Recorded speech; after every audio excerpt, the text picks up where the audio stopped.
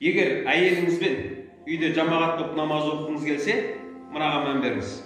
Екеуі бірге жамағат болып намаз оқиды, бірақ ерінің намазы дұрыс болады да, әйелінің намазы дұрыс болмайды.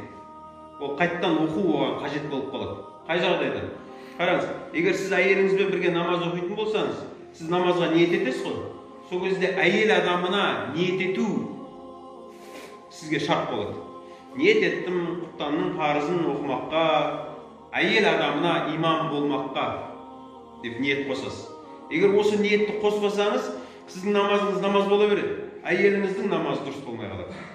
Қарасаңыз, қандай тонкий нәрсе да? Екіншісі, екеуі бірге жамағат болып намаз оқиды, екеуіңде намаз дұрыс болмайды.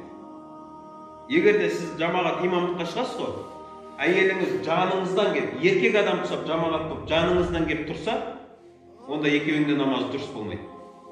Әйел адам имам сізге ұйыған кезде тура артыңызда, көрінбейтіндей жағдайда тұру керек. Тура артында тұрады. Үйдің. Егер бала-шағаңыз, кәмелетке толған бала-шағаңыз бар болса, еркек, олар тұрады, әйел оның артында тұрады. Қараңыз, неге мына жаныңызда тұруға болмайды десе, шайтан лағнеті сіздің намазыңызды бұзу үшін барлық нәрсені ойластырады да. Намазда тұрсаңыз, сіздің әшейіндегі анау қызықпайтын әйеліңіз, мысалы үшін да, намазда тұрған кезде сізге оны да әдемі, нормально екен ғой деген сияқты ше. Ойыңызды бұзу үшін әртүрлі нәрсені ойластырады. Сол үшін әйел адамы артта тұру керек болады.